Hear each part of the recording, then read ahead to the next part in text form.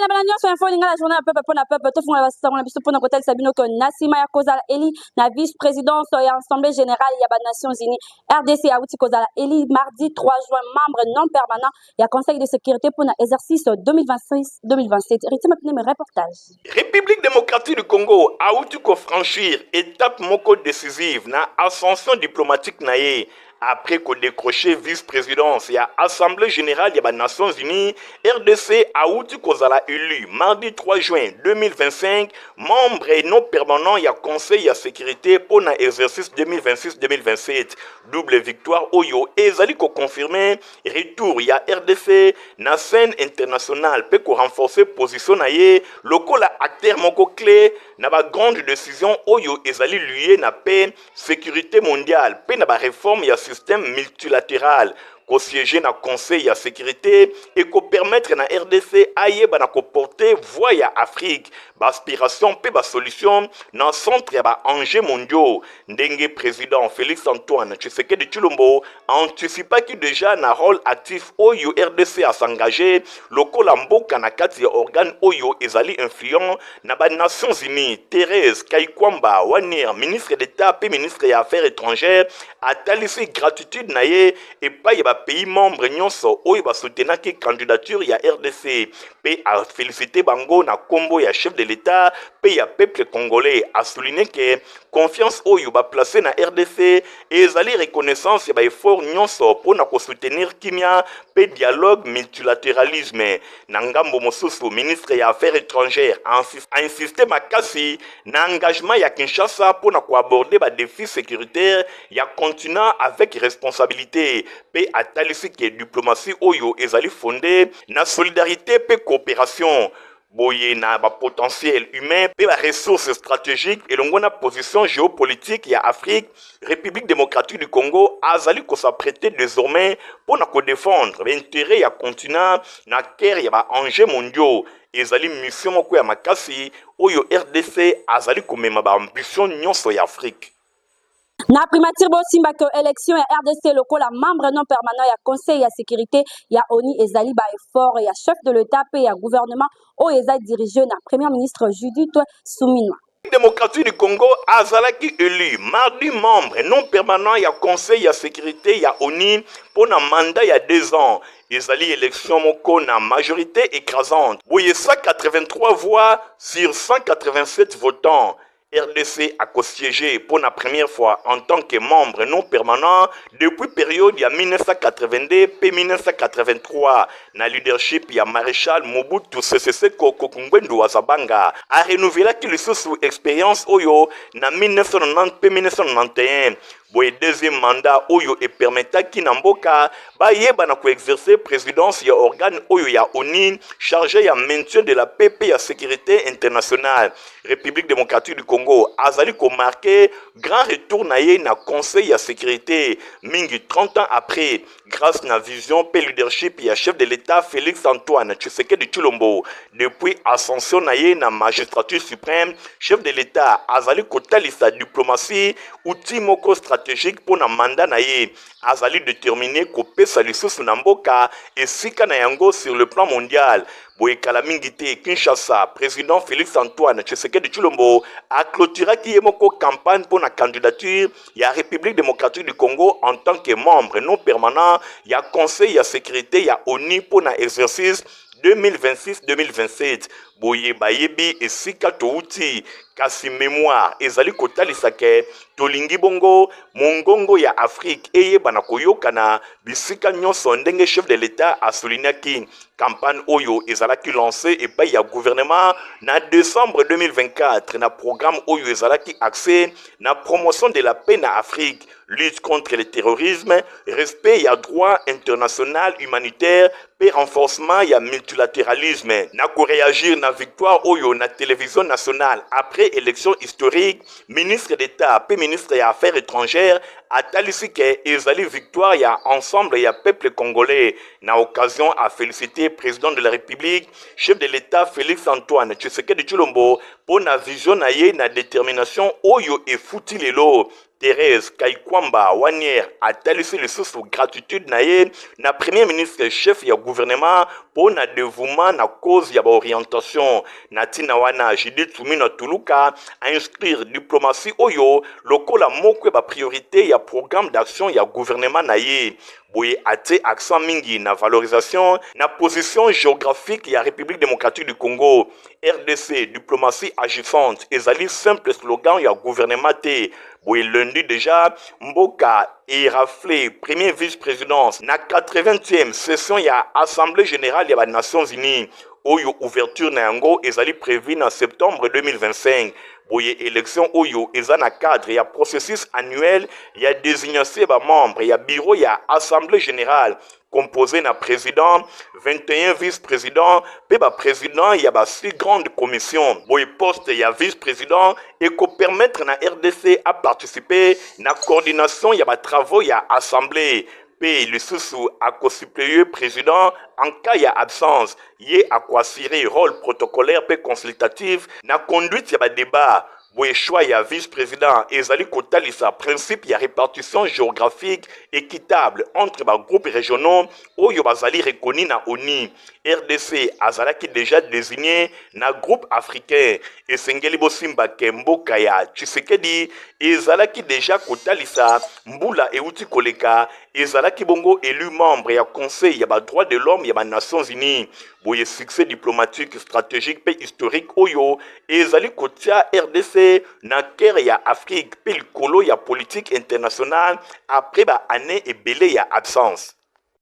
Na masoleta liste na Bosimba ko séance plénière ezalaki organisée mardi 3 juin na Sénat epai wapi ba honorable sénateur ba examinaki 5 projets de loi. Nadine a son reportage.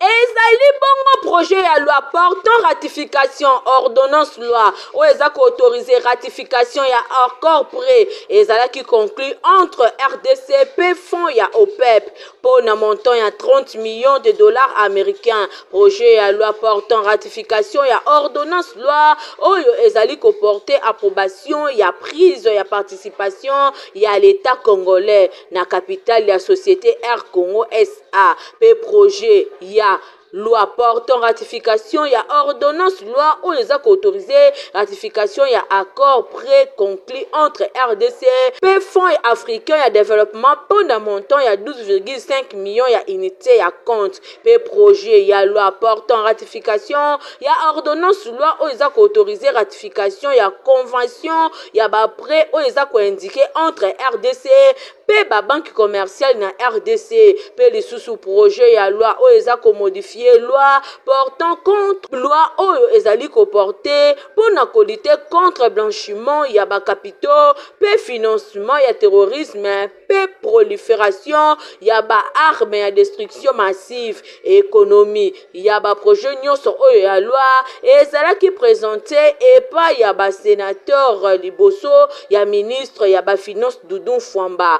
Débat elandamaki na ba honorable sénatrice pe sénateur et pas wapi ba soulevaki ba question oyo ezali kotalisa remarque pe ko formuler ba proposition moko très pertinente na réaction ya ministre Doudou Fwamba oyo akutani nango à travers ba réponse pe éclaircissement ya ba préoccupation ya ba sage ya république.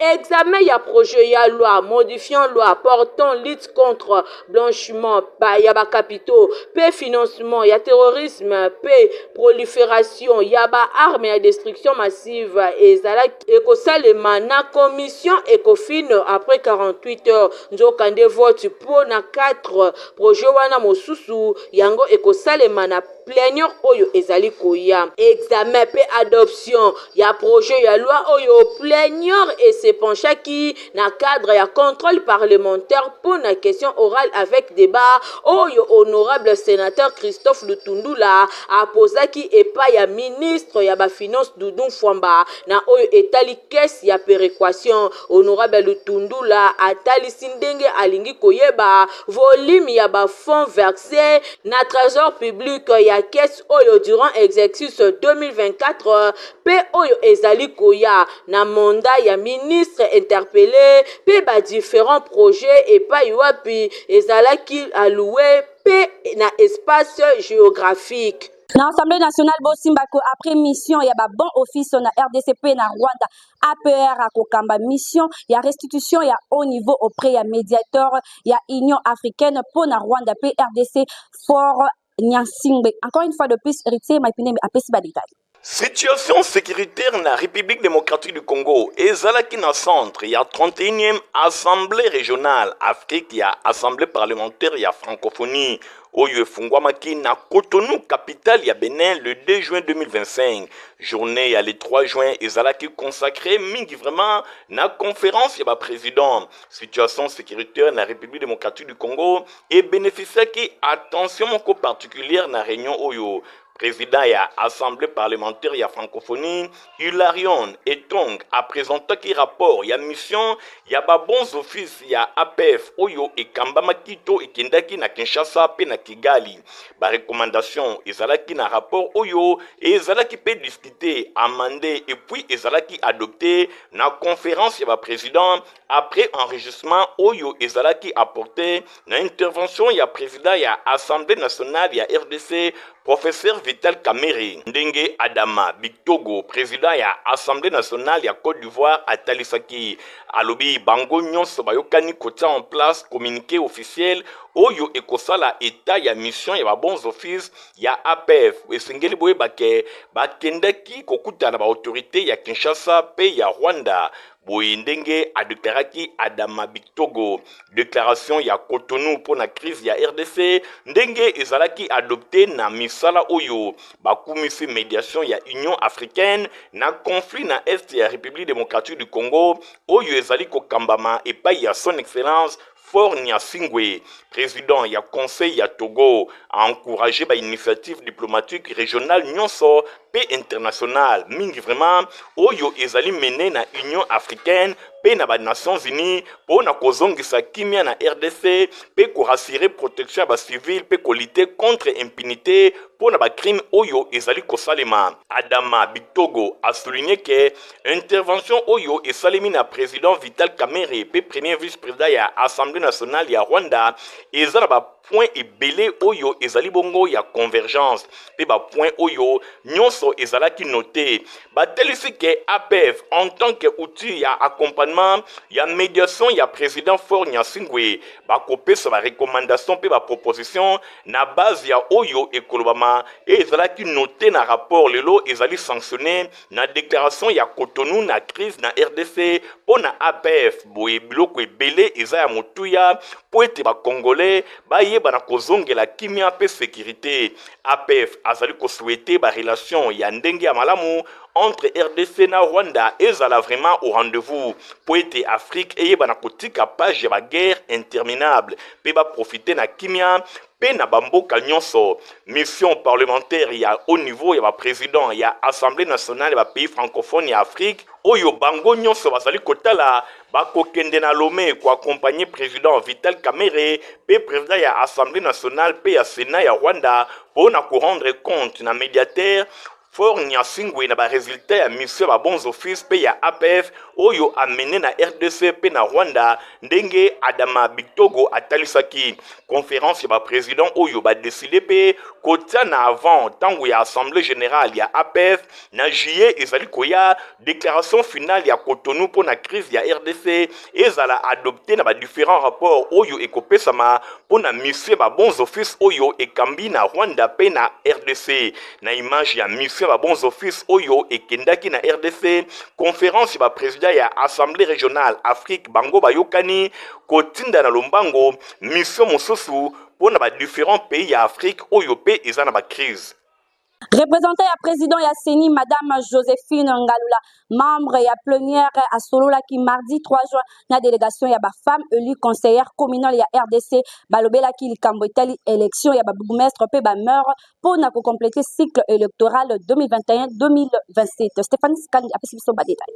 Représentant ya président ya commission électorale nationale indépendante CENI na Mokuse Denis Kadima Kazadi, Madame Joséphine Ngalula, membre ya plénière abetaki masolo elongo na délégation ya ba femme élue conseillère communale ya RDC FECC na Mokuse balobelaki makambo etali ba élection ba bourgmestre pe ba adjoint na bango ba maire pe lisusu pour na ko compléter cycle électoral 2021-2027 ba échange na bango balobelaki mingi financement ya CENI pour na gouvernement ayeba na kosalisa ba élection oyo nyonso elekaki na salle Abbé Apollinaire Malumalu epai wapi Madame Joséphine Ngalula ayokaki bango na ndenge ya malamu. Délégation oyo ekambamaki na Madame Antoinette Lokomba, présidente ya conseil d'administration ya lisanga na bango FECC.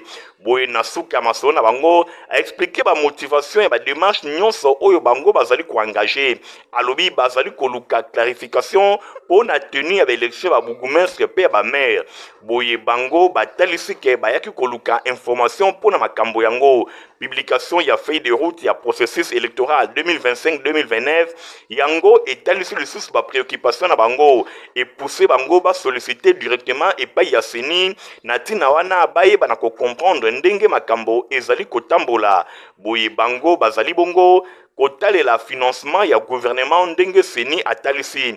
Antoinette Lokomba alansaki appel epai ya gouvernement balobi ba autorité esengeli bapesa ba moyen financier oyo elongo bani na centrale électorale pour na organiser l'élection oyo ezali eloko moko ya motuya pour na fonctionnement ya administration locale. Boye absence ya scrutin oyo ezali ko benda confusion institutionnelle.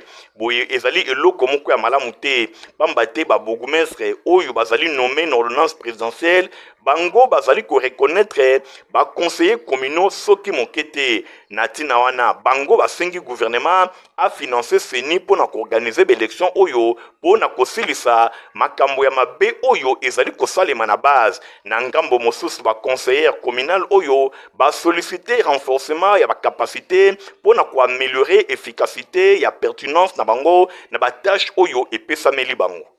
Nangamba mosusu bosimba ko mwana mboka Brèche Engali depuis banomaki ye numéro 1 na ville ya Kinshasa na ikomisala ezosalema makasi. Ville ya Kinshasa ezali ya koningana. Union congolaise parti cher ya autorité morale professeur Daniel Mukoko Samba depuis banomaki Brèche Engali Obama lokola secrétaire exécutif provincial ya ville ya Kinshasa. Brèche Engali Obama elongo na comité na ye bazali kosala mosala na ndenge ya kosakana te. Bendele ya ikolelo ezali kopepa bisika nyonso na misala ya kitoko pe ya malonga oyo ezali kosalima. Brèche Engali Obama le 13 octobre 2024 asangisaki plus de 5000 personnes bayaki ebele na espace culturel solidaire oyo ezwami na commune ya Maluku pour na ko assister na cérémonie ya adhésion na ye na parti politique babengi Union congolaise iko na Mokuse. Cérémonie oyo bosimbake ezalaki présidé epai ya directeur ya cabinet ya VPM ya économie Clinton Bamana. Matembele ya Simandaku Brèche Engali Obama afinaki fiche d'adhésion azwaki ba insigne nyonso ya parti oyo etalisaki ke akomi désormais membre ya ICO pe délégation ba chef coutumier ba pesaki ye ba insigne ba symbole nyonso ya pouvoir coutumier. Brèche Engali Obama azwaki diplôme de mérite epai ya observatoire congolais pour la bonne gouvernance et sociale. Nasima ya adhésion na ye Brèche Engali Obama akendaki mbala moko kolamusa ba base na nyonso pona kokota na ICO Union congolaise. Le 18 novembre mobange na cérémonie ezalaki organisé na epai wapi Brèche Engali Obama atambolaki na message fe moko message ya kopesa ba félicitations epai ya vice premier ministre pe ministre ya économie nationale professeur Daniel Mukoko Samba le technocrate. Cérémonie elekaki vraiment kitoko. Bredge Engali asengaki na population to ba base na ye bango nyonso bakota na UCO. Le 11 janvier 2025 nde siège ya Union Congolaise UCO oyo ezwami na commune ya Mongafula eyindaki na ndenge ya kosakana te. Bredge Engali Obama na sima ya kozala nommé lokola secrétaire exécutif provincial ya UCO ville ya Kinshasa akitaki mbala moko na siège ya parti elongo na ba collaborateur na ye oyo nyonso bazalaki nommé pe échantillon ya base na ye po na ko remercier secrétaire général ya UCO Prince Mwabi po na ndenge apesi ye confiance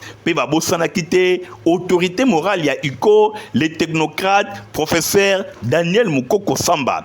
Na clôturaki année na lakisaki que Bredge a mérité pour que feuille de route na biso Toko Kisango. Moussala Ebandakate Ebandi, le 25 janvier 2025, secrétaire exécutif provincial ya UCO Kinshasa, Bredge Engali Obama, a sangisaki plus de 300 leaders na résidence na ye oyo ezwami na Salongo, na commune ya Lemba. Bango nyonso ba leader to ba cadre oyo, ba koti na kati ya UCO, ba signaki ba fiche d'adhésion, pour na kolakisaki désormais, ba komi ya UCO, ba zwaki ba insigne ya parti, biloko ya ndenge na ndenge. Bredge Engali Firi Obama. Lelo tozalaki na adhésion ya ba cadre o bauti na bisika ebele. Bauti na ba association, bauti na ba parti mususu o baye ko rejoindre biso na niveau ya Union Congolaise. Asangisaki ba femme militaire o mibali na bango bazwami na front na est ya République démocratique du Congo pona kobundela mboka na cercle solidaire na commune ya Maluku epai wapi bazwaki ba cadeau surprise ya maputa oyo eutaki na epai ya autorité morale. Professeur Daniel Mukoko Samba, Bredge Engali Obama akaboelaki ba mama to basi ya basoda ba cadeau ya maputa bazalaki na esengo na ndenge ya kosakana te. L'infatigable Bredge Engali Firi Obama le 20 mars 2025 akendaki mbala moko ko installer ba responsable oyo bakokamba 4 communes mobimba, c'est-à-dire commune ya Lingwala, Kintambo, Barumbu pe Mongafula. Cérémonie kitoko pe ya kafu et lekaki na commune ya Kintambo. Ezalaki esengo poto installer ba cellule bango batikala wana pona kosala musala po Union Congolaise toza na besoin que na mikolo ezali koya to kokisa 1000 cellules na kati ya ville province de Kinshasa. Le 22 mars 2025 nde ezalaki 11 cellules mobimba ezalaki installé pour na compte ya Moamba nyonso elekaki na quartier Kemi kuna na commune ya Lemba. Commune Yansele, Mabele Mame et Yamba Kibongo Bredge Engali Firi Obama, les lions de la ville de Kinshasa, wana ezalaki dimanche 30 mars 2025 et Paiwapi, 17 cellules mobimba, ezalaki installé Pekuna Kado ya Maputa et Pesamaki le sous pour la maman. Plus de 250 pannes et Kabola Maki et Outaki et pas y a autorité morale, il y a UCO, professeur Daniel Mukoko Samba. Bongo samedi 26 avril 2025, na quartier Salongo 3, kuna commune ya Lemba et pas wapi, Bredge Engali Obama a créé que cellule moko na kombo na ye, cellule Bredge Engali Obama, bendele ya UCO ezali kotombwa makuna pe baiba kokamba yango bazwaki ba symbole nyonso ya parti politique babengi UCO bango nyonso ebele basadere kuna.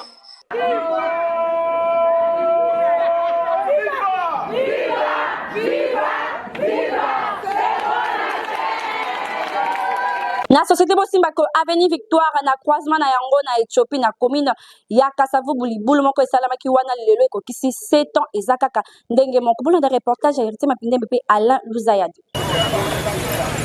Avenue Victoire, ezali moko ya baveni ekenda sango na ville ya Kinshasa, ezali avenue oyo ezalaka très fréquenté pambate Victoire ezali vraiment centre-ville ya Kinshasa. Kasi na croisement na yango na Ethiopie, botela bino moko libulu oyo esalemi na esika oyo. Libulu oyo seno population balobi esali déjà ba 7 ans, moto abongisaka yango azali te, bazali kokanisa kobongisa yango te. Nzokande esika oyo bozali komona soki mvula inoki ezalaka pasi pe mawa, même batu ya makolo esika ya koleka ezali te, ba moto kutu koloba te batu kombie bakuya na esika oyo, mituka ezalaka na esika ya koleka te, embouteillage alobinga yoyo awa na veni victoire nzokande ezali efika oyo même ba autorité nyonso balekaka bakoki kotika yango boete kasi bato nyonso bazali kokamwa esali tango molai baabandone yango boyoka population ndenge aleli na micro ya Info Lingala. Mutu to ye awawa baya toloba tolemba takaka biso ko ba chauffeur to soma banga na chantier de boire awawa deuxième monde facile tout le monde se manifeste sur le ezali kaka avenue Victoire te même ba avenue minene ebele na ville ya Kinshasa lelo eza na état moko ya délabrement très avancé kasi na Victoire soki mvula enoki même sur Kasavubu na croisement na yango na ba avenue misusu ebele ezali kaka ya kobeba ezali vraiment eloko moko ya pasi pe mawa ezali kosala soni po na ville ya Kinshasa soki centre ville avenue lokola Victoire etikali boye bongo misusu ekozala ndenge nini. totikali kaka na masolo etali société bosimba ko avenue befale na commune ya Kasavubu eza ya kobeba makasi situation ezowumela kasi ti lelo eloko moko ezosalema te. Avenue Befale na commune ya Kasavubu ezali ya kobeba makasi situation oyo population alobi ewumeli esali tango molai kasi ti lelo solution ya malonga ezali komona kaka te direction oyo ezali pe direction moko ya munene ezali pe na bosoto ya ndenge na ndenge population na passage ya ba reporter ya Info Lingala journal ya peuple bazanga kite kotalisa pasi na bango par rapport ya avenue Befale ndenge ebebi makasi na commune ya Kasavubu ba autorité bazali kokangamiso mbeni ya Ethiopie awa donc salité za makasi et en plus de ça bozolinga bosala prince awa place oyo bopesi biso eza te oyo tokoki kolongwa kotia tozala toteka po tolesa mpe mabota na biso salité za makasi na Befale toyebi bisika mbongo oyo topesaka ekende te bongo pele sila salité boye esa biloko kolia bapaye misusu boye te biso salité eleki makasi ya makasi batala baka bakonzi batala bakambela ndenge eza salité topiaka bongo se eza chaque jour matite elongaka te salité eza makasi toteka mpe na pasi salité eleki tobanzi ke mbele ya population ndenge babeleli na micro ya Info Lingala ekokoma directement na matoi ya ba autorité pona kosala quelque chose enfin que ba solution ya malonga emonana avenue Befale babongisa yango. Potiva pezali potopoto kitoko pona bana bino batala en bonne santé. Protivap encore et toujours. Oyo mama bituna tuna ayeba kateti rero apesa mwana ye bire. Ebe na santé kitoko boye. Olesaka ye nini? Aliaka Protivap. Soka ba mama nyonso batimbe ya Protivap potopoto kitoko pona ba bébé pro. Mama ye, soma ye. Mwana na ngai, depuis abanda kolia, akoli boye. Aliaka kaka Protivap. Protivap, protéine, vitamine, énergie. Azama yele na classe, abelaka te, alimbaka te. Ba maman, félicitations à vos bana. Protivap, facile à digérer et nourrissant. Ezana, protéines, vitamines et énergie. Hey, bébé na yo kitoko ninyo yesakai. Ba ba ingakango, santé kitoko nzoto makasi. Matemi disa, mama letsa mwana. Sukana mbimbi, oyo sukana mbimbi. Makusa. Protivap, pour bébé pro. Produit par Chris SARL. Tozana communiqué à Metelsat par rapport à ebandeli ya saison sèche na ville ya Kinshasa Bolanda. Agence nationale de météorologie et de télédétection par satellite Metelsat na mokuse azali koyebisa na public nyonso ke date moyenne oyo ezali prévu pona ebandeli ya saison sèche tope eleko ya elanga na ville province ya Kinshasa ezali bongo le 25 mai 2025 na marge moko ya dispersion ya plus ou moins 7 jours ba date extrême oyo etalisami pona effectivité ya saison oyo ezali ko se situer entre le 18 mai pona marge inférieure pe le 2 juin soki to connaître mois retard boye tendance pour na saison sèche topé saison ya ilanga ekozala bongo na poussière makasi pe ekozala humide malili ekozala makasi na tina wana Metelsat azali koyebisa na public nyonso esengeli bazo ba précaution oyo elongobani pour na komibatela contre état climatique oyo na période ekozala caractérisée na baisse ya température, c'est-à-dire température ekozala ya kokita makasi pe tokomona ba poussière ekozala ebele. Moto nyonso esengeli ayoka malamu pe azwa ba disposition pona eleko ya ilanga oyo ezali kobanda mokolo ya le 25 mai 2025 ndenge communiqué ya Metelsat etalisi. Merci la confiance et fidélité bozala kana wana info linga la journal peuple pour na peuple soki bosepela ki na édition mokola lolo merci na héritier mapinde moi supervisa ki édition ya mokola lelo concours rédactionnel ya Nathalie Kaila na sima caméra tozala ki na Igor Tingi montage kuma makepa ya Fabrice Lundo mingala bino tokota na mokola zaiko ya au revoir.